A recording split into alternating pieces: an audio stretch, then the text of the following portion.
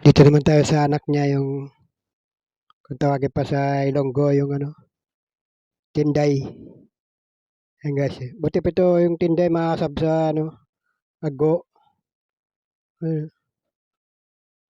baka hindi pa siya nakapagtubog kaya matakos pagkain.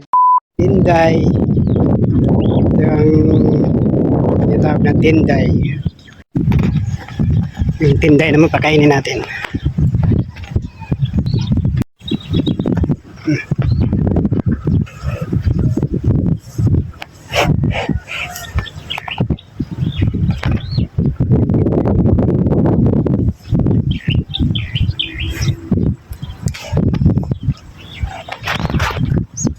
Ang tawag sa Ilonggo to Tinday. Pero kung Tagalogan mo yung Tinday, 10 beses mamatay. Diba? Yan.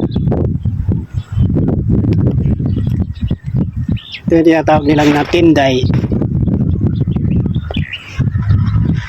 Yung ano, papunta sa ano, Dumalaga, yung kalabaw. Kaya tinatawag na Tinday.